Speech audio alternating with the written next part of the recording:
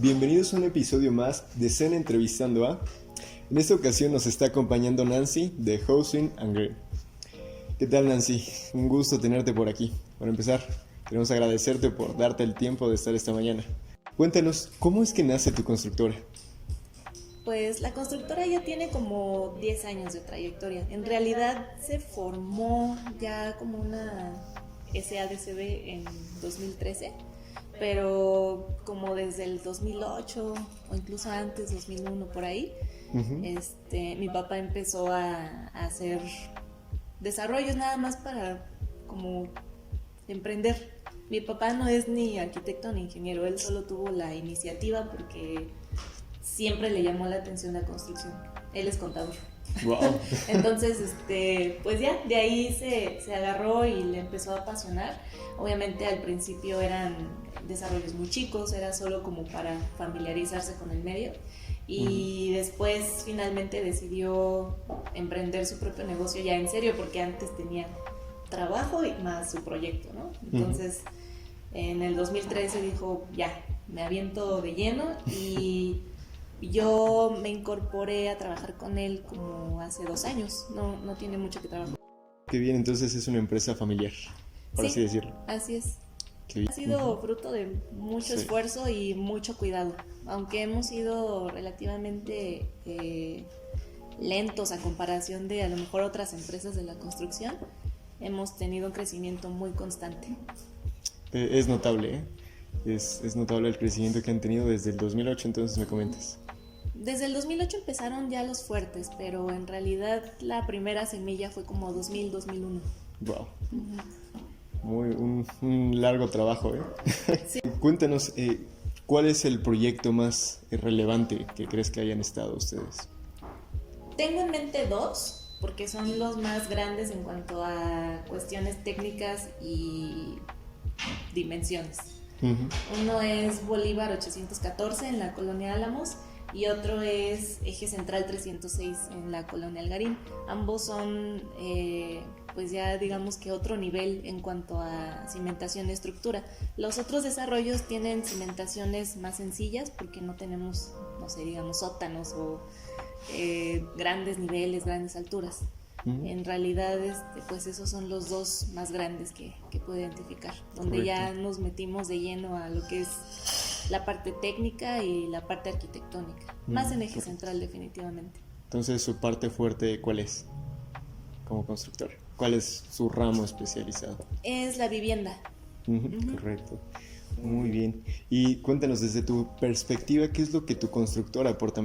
Pues hasta este momento hemos aportado viviendas cómodas, viviendas que la gente puede llegar y decir, llegué a casa. No es tanto como decir, ni modo, ¿no? Es el huacal y ya, ¿no? O sea, no. Llegan y se encuentran con algo que les da la bienvenida, que sus instalaciones funcionan, que cuentan con seguridad tanto de vigilancia como estructural. Ninguno de nuestros desarrollos tuvo ni la más mínima afectación en estos últimos terremotos, 2017 y el pasado 23 de junio. Ninguno tuvo ningún detalle estructural. Entonces, pues eso tiene a nuestros clientes muy tranquilos, que en cuestión estructural creo que es de lo más importante, ¿no? Estoicos, ¿no? Y recientemente nos hemos incursionado un poco más a desarrollar nuestro estilo arquitectónico. De ahí, pues lástima que no está el arquitecto Misael para explicar esto, porque él es una persona muy creativa y le ha dado un gran toque estético a las obras. Muy bien. ¿Y cuál es su visión a futuro? Es poder seguir ofreciendo vivienda mucho más controlada, con una oferta muy flexible, porque es lo que comentaba hace unos momentos antes de la grabación. El contexto económico en el que nos encontramos a veces no permite que la gente en general pueda comprar una vivienda tan fácil. De hecho, incluso se habla de mi generación en específico, los millennials, que somos, ahora sí que estamos en el hoyo en cuanto a capacidad de comprar una vivienda. Casi todos rentamos y vemos imposible que lleguemos a comprar algo que sea nuestro, ¿no? Entonces queremos atacar esa oportunidad de ofrecer viviendas que tengan un precio mucho más accesible para ese tipo de generaciones que no necesariamente tienen disponibles 4 millones para comprar una casota, sino a lo mejor mucho menos y con ayuda de sus familiares, con ayuda de créditos, para tener algo que es suyo y dejar de rentar. Qué buena visión. Entonces, por iniciativa tuya, decidiste estudiar ingeniería, ¿verdad? Sí, así es. Al principio, pues siempre hay presiones de la familia, sí. ¿no? De que no, pues que contabilidad como mi papá, o no, es que dentista como tu mamá, o así, ¿no? Y en un principio era más como que me presionaban hacia la parte del diseño, pero te soy franca, la verdad no siento que sea yo muy buena para eso. Siempre me gustaron más las matemáticas, entonces pues dije, bueno, si es de construcción vamos a checar de qué se trata la construcción, y me enamoré de ingeniería civil. Quien lo dijera, ¿no? Normalmente pues te enfocan hacia lo que normalmente pudieran apoyarte ellos, en el caso de tu papá, ¿no? Ajá. Pero ¿cómo fue que nació ese cariño hacia la construcción, o cómo despertó ese interés? Bueno, cuando hizo el primer desarrollo, mi papá, era un edificio muy chico de 4 departamentos. Yo tenía 10 años. Entonces, desde los 10 años estoy en contacto con la construcción. Y pues sí, me entraban inquietudes de que, ¿y esto cómo se construye? ¿Cómo le hacen para que esto no se caiga? O ¿qué es esta magia, no? O sea, ¿quién decide dónde poner un muro, dónde poner una columna, dónde excavar? O sea, ese tipo de cuestiones, pues desde que tenía 10 años y veía yo el avance de las pequeñas obras que empezó mi papá, pues de ahí salió el interés. Wow, qué bien. ¿Y tu constructora cómo fue que hizo frente a esta contingencia? Hicimos frente de muchas maneras. Cuando por ahí de marzo, que ya se estaba hablando de la pandemia, pero todavía no, a principios de marzo, ¿no? Todavía no cerraban absolutamente nada. Ya empezábamos nosotros a decir, bueno, hay que prevenirnos, tenemos que estar atentos a si vemos a alguien con síntomas, ¿no? Eso fue como que nuestra primera confrontación. Y ya que suspendieron actividades incluyendo la construcción, porque bueno, la gran pregunta, y creo que hubo como 2 días de deliberación que nadie sabía exactamente qué era lo que ocurría, ¿no? Estaban diciendo, la Secretaría de Salud Pública emitió en el diario oficial que solo las actividades esenciales, pero en ese primer comunicado no venía cuáles eran. Entonces, pues todos los periodistas, e incluso en una conferencia de prensa que dio Claudia Sheinbaum, le preguntaron, ¿y la construcción entra, no entra? ¿Qué hacemos? Y en esa precisa conferencia dijo que sí, que la construcción podía seguir, pero al otro día salió que no. Sí. Entonces, ni modo, de un día para otro nosotros tuvimos que decir, tenemos ahorita que cerrar, decirle a la gente que estén al pendiente, que no los podemos tener ahí, porque había muchos que pues rentan cuartos muy cerca de la obra, ¿no? Para estar ahí, porque ellos vienen a lo mejor de pueblos cercanos de la Ciudad de México.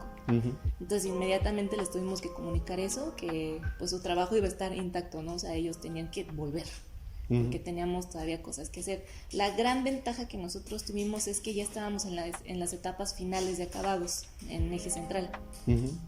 Entonces, en sí ya no necesitábamos tanta gente, tanta nómina, o sea, no tuvimos que parar a mucha gente, nada más como que, pues sí, uno que otro aplanado, y los contratistas, y bueno, los contratistas pues no trabajan por nómina, entonces al menos en ese sentido estábamos un poco tranquilos. Sí. Entonces suspendimos, pusimos una persona de seguridad, porque nunca se sabe si te pueden asaltar dentro de la obra, porque nos ha pasado. Entonces, ni modo, tuvimos que empezar a programar cómo íbamos a retomar las actividades cuando nos dijeran, porque ese fue el problema, ¿no? Que todos teníamos toda la incertidumbre encima. Nos decían, están suspendidas las actividades en general, solo las esenciales, y no te daban fecha, no teníamos nadie la certeza de cuándo íbamos a poder regresar a trabajar. Entonces, eso te trastorna todo el programa de obra, no solo por la gente que trabaja ahí diario, sino por las otras entregas que tienes pendientes. En el caso de nosotros, lo más preocupante fue el elevador, tenemos en ese desarrollo de eje central un elevador de personas y un elevador de autos, y todavía no nos lo entregaban. Entonces eso entraba en conflicto directo con nuestra fecha de aviso de terminación, que es un trámite que tienes que ingresar a la alcaldía para decir ya acabé mi obra, y para que después la alcaldía te conteste con que ok, te autorizo para ocuparla.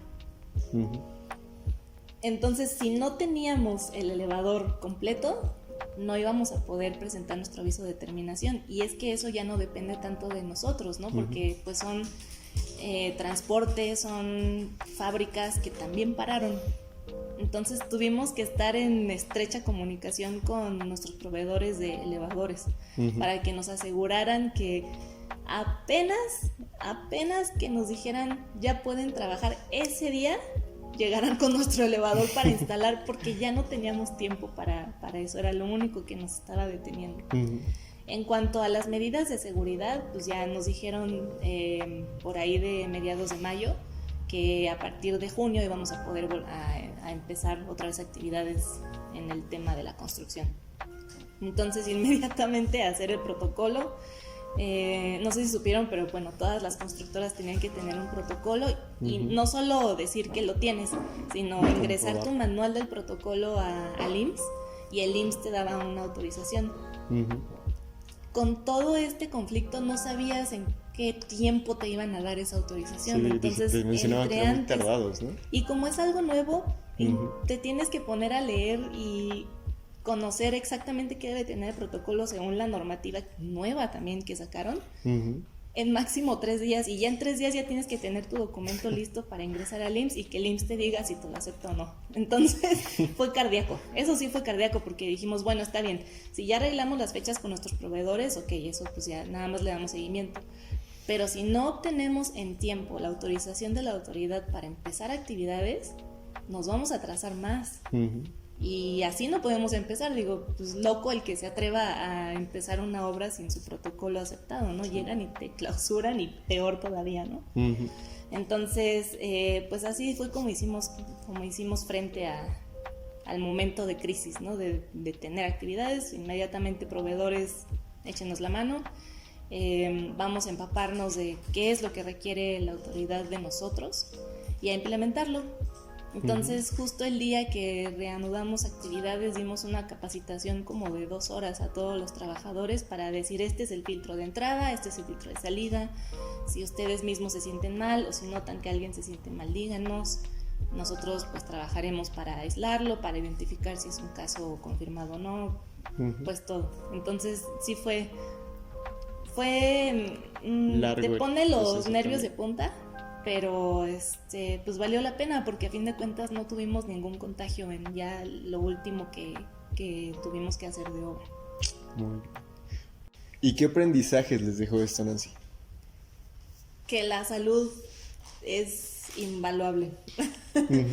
Es algo que les seguimos repitiendo a nuestros trabajadores, porque teníamos la preocupación de que dentro de nuestros trabajadores hubiera gente que pensara que esto no era real o que no era en serio. Pero pues les dijimos, independientemente de lo que ustedes crean, el protocolo es y nosotros, a lo mejor si ustedes no se quieren cuidar, nosotros sí los vamos a cuidar a ustedes. No podemos arriesgar a que se enfermen ustedes y enfermen a los demás. Aunque crean que no es real, aunque crean que se pasa en 3 días, no importa. O sea, si ustedes vienen a trabajar aquí, es bajo estas reglas. Y si no, hay gente ahorita que necesita trabajo porque se quedaron sin trabajo. Entonces, pues sí, o sea, la salud es... Sin eso no puedes trabajar, porque no puedes respirar bien, o incluso en accidentes donde tienen que ver con maquinaria, ¿no? Sí, porque mi hermana es doctora, entonces le llegan muchos traumatismos de albañiles que no usan bien su equipo de seguridad. Entonces, pues son albañiles que ya no van a poder trabajar de eso. ¿Y qué van a hacer si a lo mejor eso era lo único que sabían hacer, ¿no? Sin una mano, sin un pie. Porque pues sí son accidentes feos, ¿no? Que te marcan toda la vida. ¿Y dentro de tu constructora llegó a pasar algo? No, fuerte. ni durante la excavación, ni durante la estructura. La estructura la acabamos en noviembre de 2019. Uh-huh. Hicimos una fiesta porque nadie se accidentó, nadie. Siempre lo estuvimos cuidando muchísimo. Y es eso, porque pues sí es gente que si se accidenta y si eso le causa una incapacidad fuerte, pues ya no puede trabajar. Entonces sí es algo que les explicamos y que siempre les recordamos, ¿no? Es que es tu cuerpo, es lo que usas para construir. Entonces pues sí, es la gran lección. Muy la bien, salud. Nancy. Y fuera de la contingencia, ¿qué problema más grande se han enfrentado? Fuera de la contingencia, pues no diría tanto que fuera como un problema de un día para otro, sino es tal vez un síntoma de que las cosas están cambiando o que hay gente que se resiste al cambio. Me imagino que en su formación, al menos en la mía o de la mayoría de los que estudiamos esto, nos dicen lo importante que es fundamentar todos tus diseños, ¿no? Ya sea arquitectónico por ergonomía, por iluminación, por ventilación, alguna necesidad bioclimática de ese estilo, le tienes que meter pensamiento a tu diseño arquitectónico. Y de ingeniería, pues tienes que fundamentar absolutamente todo lo que utilices de material. ¿Por qué se usan 4 varillas de acero en lugar de 6? ¿O por qué me estás poniendo 9 varillas de acero en lugar de 7? ¿No? O sea, todo tiene que ir fundamentado. Y hay ciertos profesionales que todavía no están dispuestos, o a lo mejor les cuesta trabajo que los cuestionen. Entonces, sí me he encontrado, por así decirlo, con ingenieros o con profesionistas ya de edades avanzadas que jamás los cuestionaron, jamás les dijeron por qué pusiste esto, cuánto resiste tu columna y qué factor de seguridad le pusiste o bajo qué código te estás basando, ¿no? Y cuando los cuestionan se enojan. Sí. Y ya no te responden y te dicen, es que pues yo no sé quién piensas que soy, o porque hasta me estás pidiendo mi currículum, y yo no es personal, es seguridad de nosotros. Sí. Porque a lo mejor, y es que las autoridades también ya se están formalizando cada vez más, ¿no? Entonces hay veces que hasta la propia alcaldía te dice, es que necesito que me expliques esto de tu memoria de cálculo. Entonces ni modo que llegues con el ingeniero que hizo ese cálculo y te diga, pues no quiero porque ¿por qué me cuestionas? ¿No? O sea, son comportamientos que ya están marcando pues ese cambio de que antes a lo mejor no se les cuestionaba tanto y ahorita sí hay un diálogo más abierto en el que tienen que fundamentar cada decisión que toman. Es muy común. Siempre cuando llevan muchos años dicen, ¿cómo crees que me vas a enseñar? Yo tengo tanto. Eso, o a lo mejor la resistencia a aprender cosas nuevas, porque pues ya no es lo mismo usar un software de diseño y saberlo usar, obviamente, a hacer todo tu diseño en papel. Entonces también pues hay profesionistas que no quieren ni meter una mano a la computadora, ¿no? Cuando se supone que son herramientas que nos ayudan a equivocarnos menos, a tener las cosas más rápido, a optimizar todo, ¿no? Entonces creo que sí es un problema con el que me he encontrado, que hay profesionistas que se lo toman personal y no es personal, de verdad quiero saber. Necesito, o sea, yo como empresa, como responsable de una obra, no puedo decir, pues me dijeron que construí esta columna, pero no sé cuánto aguanta y no sé cuánto va a recibir de carga. Pues no, así no se puede construir. Entonces, ¿cómo es tu vida diaria al tener el peso de una constructora en tus hombros? Bueno, hay que tenerlo todo anotado. Creo que es como el gran consejo que podría dar. Cualquier sistema que te funcione mejor, en mi caso es una libreta y ahí tengo todos mis pendientes anotados. Ahí, por ejemplo, Misael pues lo hace más en su Google Calendar. También manejamos una plataforma que se llama Sana. y pues el ya conocido diagrama de Gantt para nuestros programas de obra, ¿no? Entonces, pues la rutina es levantarse, desayunar bien, porque si no, no puedo hacer nada en todo el día. Sí. Y viene de la mano con que la salud es algo pues prioritario. Llegar a la oficina, ver esta lista de pendientes y según las prioridades que tengamos por el programa de obra, empezar a despachar cada pendiente. La cosa es que si no lo tienes asentado en alguna minuta de junta, en alguna agenda, en algún calendario, si le ves en qué barrita vas de tu diagrama de Gantt cada 2 semanas, pues ya te perdiste, ¿no? O sea, ya, entonces hay que estar conscientes de que cada día es un avance en tu diagrama de Gantt, en tu programa de obra. Entonces, si no resuelves todos los asuntos que hacen que esa barrita valga la pena, se te va atrasando todo. Por ejemplo, algo muy claro, carpintería con acabados en muros. Y digamos que nos pasó en Eje Central, pues el carpintero es de Cuautla. Entonces, él no tiene tiempo que perder y yo no tengo tiempo que perder, porque él tiene que venir desde Cuautla a la ciudad para instalarlo. Entonces, no tiene tiempo que perder y yo no tengo tiempo que perder, porque él tiene que venir desde Cuautla a la ciudad para instalarlo. Entonces, yo tengo que asegurarme que cuando esté programada su llegada, ya esté listo ese muro y ya esté listo ese piso, porque si no, él no puede instalar.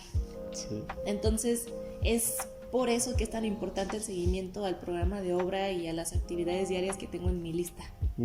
Porque si no, no llego y pierdo tiempo y le hago perder el tiempo a otra persona que viene de lejos. Correcto.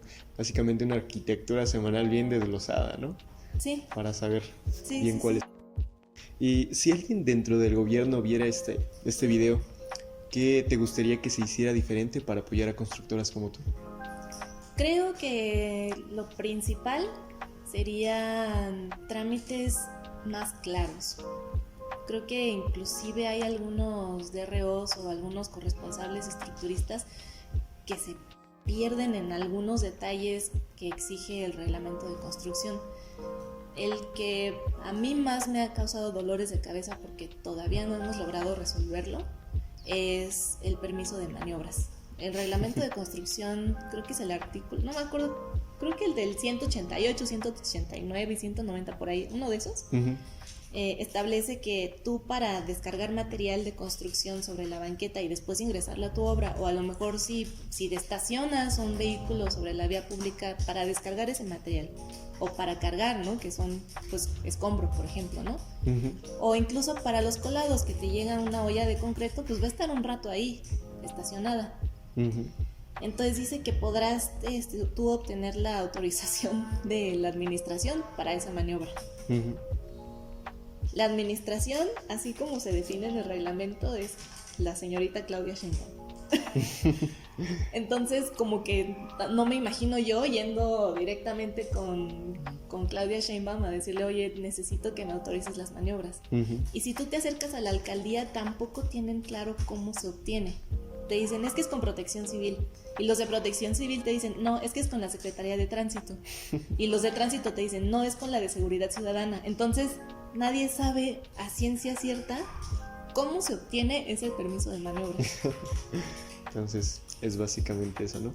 Ajá. Bastante. Y es una parte logística muy importante en una obra. Y en conclusión, ¿qué puedes aportar a los jóvenes?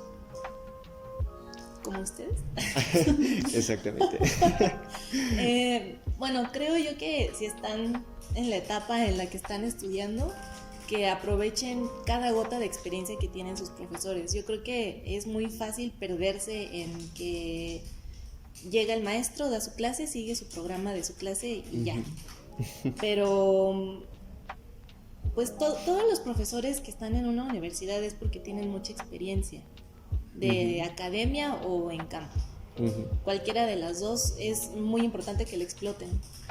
Y nada más, creo que supongo que lo pondría en esta perspectiva, porque cuando te gradúas y les quisieras preguntar algo a ellos, ya no son tus profesores, ya son consultores y te cobran. Entonces, si ya estás pagando una colegiatura, no solo que sigas o que aceptes solo lo que viene en el programa de su clase, sino aprovechar que han trabajado en una constructora muy grande, que hay profesores que han trabajado incluso en instituciones gubernamentales, pues que te expliquen, ¿no? Cuáles son esos detalles finos que no puedes aprender necesariamente en clases si solo sigues el programa. Uh-huh. Entonces, ese es el gran consejo que les daría, que aprovechen mucho a sus profesores, que los exploten como debe ser, ¿no? Evitándonos muchos problemas y dolores de cabeza, ¿no? Sí, eso, y que pues también no den por sentadas las herramientas que les dan en clase. Por ejemplo, a veces, o al menos yo tendía a pensar o a no tomar en serio las clases de administración uh-huh. de la construcción, pero pues son básicas, es algo que de verdad te sirve saber paso por paso qué hacer cada día para cumplir con tu programa, qué herramientas de control de calidad tienes que implementar, pues para lograr un desarrollo de 20 y tantos o más departamentos, y que todos sean un producto estandarizado, no que tengas desviaciones de que y aquí la puerta es más café que allá y aquí el piso es de otro material que allá, sino tener bien claro qué vas a hacer con tu proyecto y utilizar todas las herramientas que te dieron, aunque pienses ahorita que no las vas a usar nunca, o sea, sí las usas. Sí, lo mismo pasaba desde antes, ¿no? Desde primaria, secundaria, decías, no, ¿para qué es esto, no? Ajá, me va a servir y sí, hay muchos chistes que dicen, no, otro día más sin usar el trinomio cuadrado perfecto, y así como, ¿de qué hablan? Eso es pan de todos los días, o sea, sí. Si lo sabes aprovechar, ¿verdad? O sea, uh-huh. hay cosas de trigonometría, de geometría, incluso de álgebra vectorial que te sirven todos los días para uh-huh. diseñar, para saber dónde vas a colocar algo. Sí, bueno, muy bien, Nancy. Agradecemos mucho que nos hayas permitido esta entrevista. Es todo por hoy, amigos. De todas formas, Nancy, ¿puedes mencionarnos dónde o cómo pueden encontrarte en redes sociales y tu página de internet? La página de internet es housing-green.com.mx. Nosotros no tenemos redes sociales hasta el momento, pero pues ojalá pronto las podamos tener. Es que somos una constructora pequeña, uh-huh. no, la verdad como que tampoco tenemos mucho tiempo para eso. Y pues visiten nuestros desarrollos. Uno está en Eje Central 306, en la colonia Algarín, es Eje Central y Eje 3. Justo uh-huh. en esa esquina está el metro Lázaro Cárdenas, entonces perfecta ubicación. Y Mitla 551. Ambos son de una arquitectura muy bonita y pues vale la pena verlos. Perfecto, Nancy. Pues muchísimas gracias también a ustedes por estar viéndonos en esta ocasión y hasta la próxima.